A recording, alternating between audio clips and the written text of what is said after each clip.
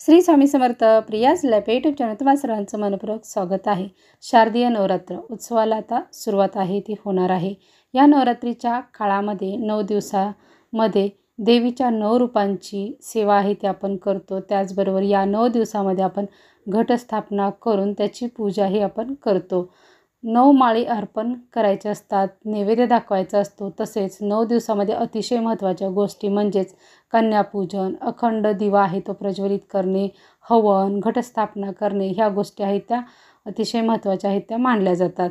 तर यातील सर्वात महत्त्वाची जी गोष्ट आहे ती म्हणजे अखंड दिवा प्रज्वलित करणे।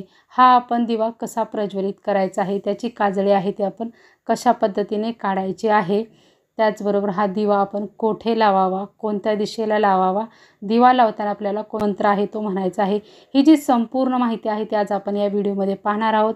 त्याचसाठी हा व्हिडिओ स्किप करू नका, तुम्हाला सर्व काही संपूर्ण सविस्तर माहिती आहे ती मिळेल। असेच नवनवीन व्हिडिओ पाहण्यासाठी या चॅनेलला लाईक करा, सबस्क्राईब करा आणि कमेंटमध्ये दुर्गा माता की जय असं नक्कीच लिहा। या 9 दिवसामध्ये जी आपण सेवा करतो ती जास्त काळापर्यंत टिकते। आई भगवतीची म्हणजेच आपल्या कुलस्वामिनीची सेवा ही या काळात आपल्याला करायची असते। या 9 दिवसात ती आपल्या घरात सूक्ष्म स्वरूपात आहे ती वास करत असते। या 9 दिवसात ती राक्षसांशी युद्ध करून त्यांचा वध आहे ती करत असते। म्हणून आपण तिच्या स्मरणार्थ एक अखंड दिवा आहे तो प्रज्वलित आहे तो आपल्याला करायचा असतो। घरातील प्रत्येक घरातील प्रत्येक स्त्री या 9 दिवसात आई भगवतीची सेवा ही करत असते। आता आपण पाहूया अखंड दिवा प्रज्वलित संदर्भात सर्व काही माहिती। तर हा अखंड दिवा आहे तो प्रज्वलित जर आपल्या घरामध्ये घटस्थापना होत नसेल तर तो आपण करायचा आहे की नाही, त्याचबरोबर प्रेग्नेंट महिला आहेत त्या हा दिवा प्रज्वलित करू शकतात का, विधवा महिला करू शकतात का, कुमारिका करू शकतात का, घरातील पुरुष मंडळी आहेत तेही करू शकतात का, तर हो, हे सर्वजण ही जी दिवा जो प्रज्वलित करायचा आहे, दिवा जो लावायचा आहे तर तेही करू शकता। कारण घरातील स्त्रीला जर मासिक धर्म जर आला तर ही जी दिवा जो प्रज्वलित करायचा आहे तर हे घरातील इतर कोणीही हा जरी लावला तरी चालू शकतो। त्यामुळे ही कोणीही करू शकतो, हे आपल्याला लक्षात आहे ते ठेवायचं आहे। म्हणजेच की सर्वजण ही जी सेवा आहे ती करू शकतात। आता काही जणांच्या बाबतीत असे होते की त्यांचे सासू सासरे त्यांच्या कडे घटस्थापना होते, अखंड दिवाही लावला जातो। तर आम्ही हा अखंड दिवा आहे तो प्रज्वलित करू शकतो का, तर हो, आपण घटस्थापना जरी आपले सासू सासरे जरी करत असतील तर आपण शहरात राहत असो किंवा आपण वेगळं असं सेपरेट राहत असेल तर तुम्ही अखंड दिवा आहे तो प्रज्वलित करून आपण जी काही नवरात्रामधील जी सेवा आहे ती आपल्याला आई दुर्गा मातेची जी आपल्याला सेवा जी करायची आहे, आई भगवतीची जी सेवा करायची आहे तर ती आपण सेवा आहे ती करू शकतो। आता बऱ्याच जणांचा असा प्रश्न येतो की आम्ही याआधी दिवा अखंड दिवा कधीही प्रज्वलित केलेला नाही, तर आम्ही आता दिवा प्रज्वलित करण्यासाठी सुरुवात आहे ती करू शकतो का, असा अखंड दिवा आहे तो लावू शकतो का, तर हो, तुम्ही या अगोदर किंवा तुमच्या सासू सासऱ्यांनी जरी नसेल केला तरी तुम्ही यावर्षीपासून अखंड दिवा आहे तो प्रज्वलित आहे तो करू शकता। आता आपण पाहूया की हा जो अखंड दिवा आहे तो आपल्याला कसा लावायचा आहे, की तो कशा पद्धतीने आपल्याला आणि कोठे लावायचा ही जी माहिती आहे ती पाहूया। जिथे आपण घटस्थापना करणार आहोत तिथे आपल्याला दिवा लावायचा आहे, म्हणजेच घटस्थापना करणार आहोत त्याच्या पुढेच आहे तो आपल्याला दिवा आहे तो लावायचा आहे।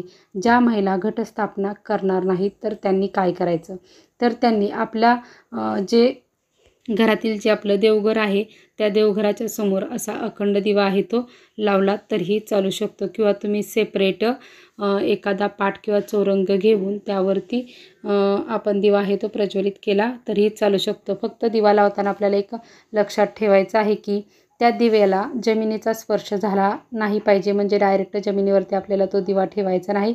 त्यासाठी आपल्याला पाट किंवा चौरंग आहे तो घ्यायचा आहे आणि त्याच्यावरती तो दिवा आहे तो ठेवायचा आहे। नवरात्रीमध्ये दिवा लावताना त्याच्या खाली आपल्याला तांदळाने अष्टदल आहे ते काढायचं असतं, किंवा ते कुंकवानं जरी काढलं तरीही चालू शकतं। काही जण तांदळाने काढतात, काही जण कुंकवाने काढतात, दोन्ही पद्धती चालतात, दोन्ही पद्धतीने आपण करू शकतो। आता तुम्हाला स्क्रीनवरती दिसत असेल की आपण तांदळाने अष्टदल आहे ते कसं काढलेलं आहे ते तुम्हाला मी स्क्रीनवरती दाखवलेलं आहे।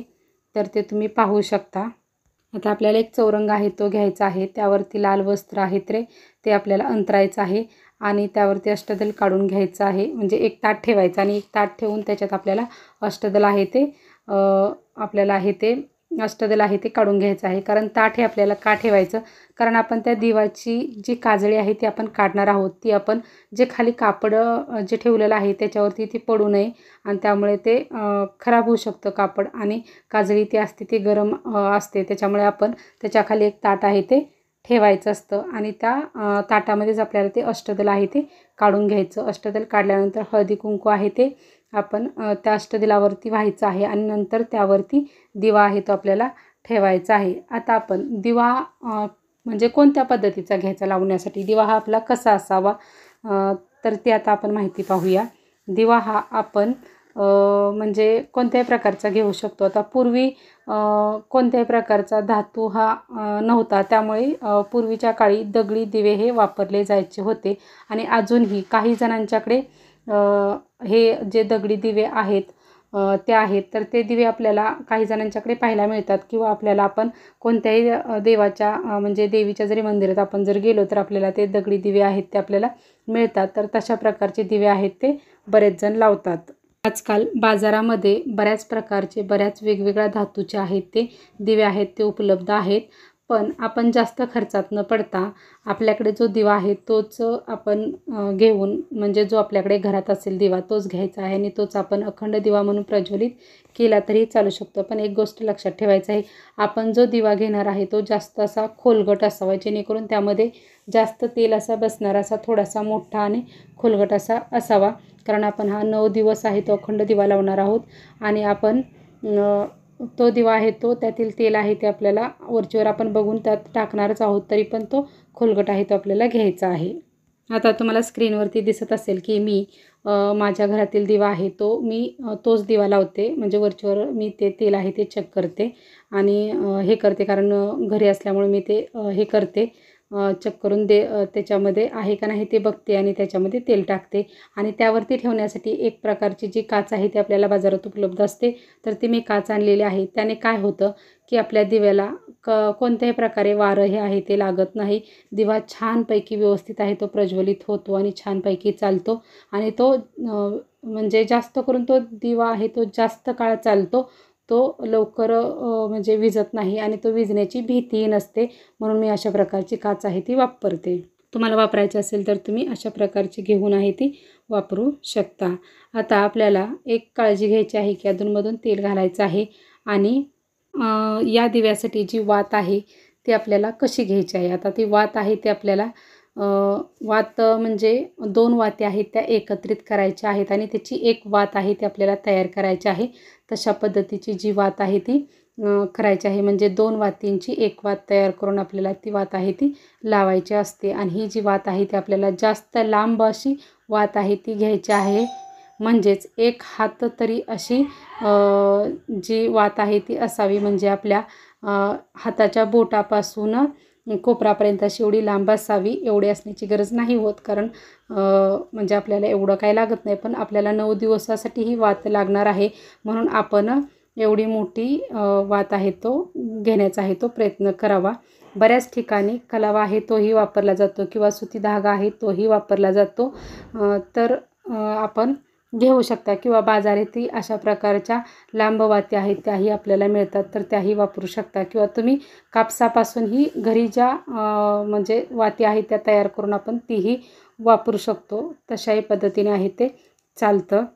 आपल्याकडे जरी घटस्थापना नसेल झाली तरी आपण दिवा आहे तो जरूर लावावा. कारण आपण या काळात ज्या सेवा करतो म्हणजे दुर्गा सप्तशती, सिद्धकुंजिका स्तोत्र किंवा ज्या प्रकारच्या ज्या काही आपण सेवा करतो त्या या दिवा स्वरूप आई भगवती आहेत ते मानूनच आपण ह्या सेवा आहे ते करू शकतो. नवरात्रात वायुमंडल शक्तितत्वात्मक तेजाने भरीत असलेल्या सतत तेवत असलेल्या दीपाच्या ज्योतीकडे तेजात्मक लहरी आकर्षित होतात. अखंड दीप प्रज्वलाने त्या लहरी वास्तूमध्ये सातत्याने संक्रमण होत असतात. म्हणून अखंड दिवा लावणं अतिशय महत्त्वाचं असतं. म्हणून आपण हा अखंड दिवा आहे तो प्रज्वलित आहे तो करायचा आहे.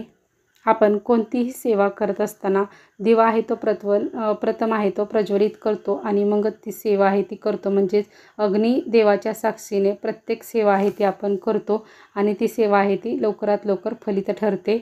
म्हणून आपण दिवा आहे तो लावायचा असतो. आता या दिव्यामध्ये आपण तेल आहे ते कोणत्या प्रकारचं वापरायचं आहे, तर या दिव्यामध्ये आपण जे तिळाचं तेल आहे ते आपण वापरायचं आहे. कारण हे तिळाचं तेल आहे ते जास्त काळ म्हणजे टिकतं. म्हणजे थोडक्यात असं म्हणू शकतो की तो तिळाच्या तेलाचा दिवा आहे तो जास्त काळ चालतो. म्हणून तिळाचं जे तेल आहे ते शक्यतो करून वापरण्याचा आपण प्रयत्न आहे तो करायचा आहे. आणि आपल्याला जर नाही शक्य झालं तर आपण दुसरं वापरलं तरी चालू शकतो. आता या तेलामध्ये आपल्याला एक कापराची वडी आहे ती टाकायची आहे. त्याने काय होतं की दिवा जास्त काळ आहे तो टिकतो. म्हणजे तिळाच्या तेलाने तर टिकतोच आणि त्याचबरोबर कापूर जरी आपण टाकला तर अजूनही जास्त काळ आहे तो टिकतो. आता तुम्ही तूप असं म्हणजे काही जणांचा असा प्रश्न येईल की आपण तूप वापरू शकतो का, तर हो, तुपाचा दिवा लावला तर अतिशय चांगला असतं. पण तुम्ही अखंड दिवा हा लावणार आहात त्यामुळे आपण तुपाचा वापर आहे तो आपल्याला करायचा नाही. कारण तूप हे थंड वातावरणामध्ये अळतं, त्यामुळे दिवा आहे तो विझू शकतो. म्हणून आपण तूप आहे ते वापरायचं नाही. त्यामुळे आपण तिळाचं तेल आहे त्याचा दिवा आहे तो आपण लावावा. तिळाच्या तेलाचा दिवा लावल्याने शनिदेवांची वक्रदृष्टी जर तुमच्यावरती असेल तर तिचा जो प्रभाव आहे तर तोही कमी होतो. म्हणून हाही आपल्याला एक म्हणजे एक लाभ आहे तोही आपल्याला होतो. म्हणून आपण तेलाचा दिवा आहे तोही लावू शकतो. आता आपण हा दिवा आहे तो प्रज्वलित करून घ्यायचा आहे. म्हणजे अगोदर आपण घटस्थापना करून घ्यायची आहे आणि घटस्थापना झाल्यानंतर आपल्याला तो अखंड दिवा आहे प्रज्वलित करायचा आहे तो आपल्याला नंतर लावायचा आहे. ही गोष्ट आपल्याला लक्षात ठेवायची आहे. आणि आपण दिवा प्रज्वलित केल्यानंतर त्या दिव्याची पूजा आहे ती आपल्याला करायची आहे. दिव्याला हळदी कुंकू व्हायचं आहे, फूल अक्षदा आहेत ते अर्पण आहेत ते करायचे आहेत. आणि दिवा लावताना आपल्याला एक मंत्र आहे तो म्हणायचा आहे. तो मंत्र म्हणजे कोणता?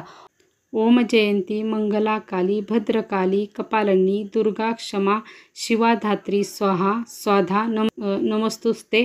हा जो मंत्र आहे तो आपल्याला म्हणायचा आहे. हा आपल्याला स्क्रीनवरती नक्कीच दिसेल, तर तो आपण मंत्र आहे तो म्हणावा. आणि आपण या दिव्याला फुलाने आहे ते डेकोरेशन आहे ते आपण करू शकतो. तर तुम्ही तुमच्या पद्धतीने आहे ते डेकोरेशन आहे ते करून घेऊ शकता. फक्त आपण एक लक्षात ठेवायचं आहे की रात्रीच्या काळी आपण घर आहे ते बंद करून आपल्याला जायचं नाही. दिवा आहे तो जरी आपल्याकडे घट नसेल तरी अखंड जरी दिवा जरी असला तरी आपण तो दिवा असाच सोडून आहे ते आपल्याला जायचं नाही. कोणीतरी एका व्यक्तीने आहे ते घरात आहे ते थांबायचं आहे. कारण तेल आहे ते आपल्याला अधूनमधून चेक करायचं असतं. आणि शक्यतो करून आपण काळजी घ्यायची आहे की या दिव्याची जी काजळी आहे ती आपल्याला वरचीवर आहे ती बघायची आहे आणि ती आपल्याला काढायची आहे. आता जी काजळी आहे त्याला आपल्याला की वेगवेगळे आकार आहेत ते फुलाचा, चंद्रकोर असे विविध जे आकार आहेत ते येतात. तर ते आकार आलेलं खूप चांगलं असतं असं शास्त्रामध्येही सांगितलं जातं. पण आपल्याला ते तसेच जर काजळी जर ठेवली तर दिवा विझण्याची आपल्या शक्यता असते. म्हणून आपण काय करायचं आहे की ती काजळी आहे ती आपल्याला वरचीवर आहे ती काढून घ्यायची आहे. आता काजळी काढताना आपण कशा पद्धतीने काढायची आहे, तर आता आपण काय करायचं आहे की काजळी काढताना एक आपल्याकडे छोटासा जो आपल्या घरामध्ये जो दिवा असेल तो आपण घ्यायचा आहे. तो आपण दिव्याची जी वात आहे, जी ज्योत आहे ती आपण जो आपला अखंड दिवा लावलेला आहे त्यानेच ती प्रज्वलित करायची आहे. म्हणजे सेपरेट काडीच्या पेटीने आपल्याला ती प्रज्वलित नाही करायची किंवा मेणबत्ती अशी कशाने नाही प्रज्वलित करायची. त्याच दिव्याला ती लावायची वात आणि ती प्रज्वलित करायची. म्हणजेच त्या ज्या ज्योतीला लावलं म्हणजे असंच होईल की तो अखंड दिवा आहे तो असाच आहे तो चालल्यासारखं होईल. म्हणून तो आपण दिवा असा लावून एक साईडला ठेवायचा आहे तिथं शेजारी. आणि नंतर जो आपण अखंड ज्योतीचा जो दिवा लावलेला आहे त्याची काजळी आहे ती काढायची आहे. आता काजळी काढताना एखादा दिवा आहे तो विझू शकतो. नाही विझला तर ठीकच आहे, पण जर विझलाच तर तो आपण जो छोटा दिवा लावलेला आहे अखंड तो आपला तसाच प्रज्वलित राहणार आहे. त्यामुळे आपल्याला भिण्याची म्हणजे काही गरज नाही की आपल्याला की आपला दिवा विझला असं नाही. पण आपण आता हे काजळी काढून झाली विझला की आपण परत ज्यावेळेस लावायचं त्यावेळेस कसं लावायचं, तर जी आपण दिवा लावला होता त्याच दिव्याने तो अखंड दिवा आहे तो परत त्यानेच तो प्रज्वलित आहे तो आपल्याला करायचा आहे. अशा पद्धतीने आपला अखंड दिवा आहे तो प्रज्वलित राहील. आता काही कारणास्तव आपला दिवा जर विझला तर मनामध्ये कोणतीही शंका आणायची नाही. देवी माता कधीच कोणावरती नाराज होत नाही, सर्वांचं ते कल्याणच करते, सर्वांना आहे ते कृपा आशीर्वाद देते. शेवटी आपण जी सेवा करतो आणि जो भाव असतो तो अतिशय महत्त्वाचा असतो, म्हणून आपण मनामध्ये कोणत्याही प्रकारची शंका आणायची नाही आणि पुढे आपण अशीच सेवा आहे ती आपली कंटिन्यू आहे ती करायची आहे. आपण दिवा लावणार आहोत त्याची वात आहे ते कुठे करायची, जर आपण जे घट स्थापना केलेली आहे त्या घटाकडेच आहे ते आपण त्याची वात आहे ते आपण करायची आहे. तर ही वात आपण अशी केली. आता वात आपण म्हणजे कोणकोणत्या दिशेला केल्यानंतर आपल्याला काय काय मिळतं, जर आपण पूर्वेकडे जर केलं तर सुखप्राप्ती आहे ते आपल्याला प्राप्त होते. आणि जर आपण वरती जर केले, कारण काहींच्याकडे वरतीच असतो, माझ्याकडे वरती असणारच आहे, तर ती डायरेक्ट देवाकडे देवाच्या दिशेकडे असते, त्यामुळे ते डायरेक्ट देवाकडे जाते. उत्तरेकडे केलं जर लक्ष्मी प्राप्ती होते. दक्षिणेला आपण कोणतंही जो देवाचा आहे तो दिवा आपण करत नाही, कारण यमदेवांची ती दिशा आहे त्यामुळे करत नाही. पश्चिमेला जर केलं तर समाधान प्राप्ती आहे ती होते. त्यामुळे आपण कोणत्याही बाजूला आहे ती म्हणजे दक्षिण दिशा सोडून दुसरा कोणत्याही बाजूला आपण दिवा आहे जी वात आहे ते आपण करू शकतो. आणि हा दिवा आहे तो आपल्याला घटासमोरच आहे तो ठेवायचा आहे. आता आपण उजव्या बाजूला ठेवायचा की डाव्या बाजूला ठेवायचा की मध्ये ठेवायचा, म्हणजे कुठे ठेवायचा, तर आपण हा दिवा जो आहे तो उजव्या बाजूला आहे तो तुपाचा दिवा आहे तो ठेवला जातो आणि डाव्या बाजूला तेलाचा दिवा आहे तो ठेवला जातो. त्यामुळे आपण डाव्या बाजूला आहे तो ठेवायचा आहे, किंवा तुम्ही मधोमध जरी ठेवलात तरीही चालू शकतो. आपण अशा पद्धतीने जो अखंड दिवा आहे तो प्रज्वलित करायचा आहे. आणि ही जी संपूर्ण जी माहिती सांगितलेली आहे, जी आपल्याला काळजी घ्यायची आहे, आणि अशा पद्धतीने आपण दिवा आहे तो लावायचा आहे. श्री स्वामी समर्थ.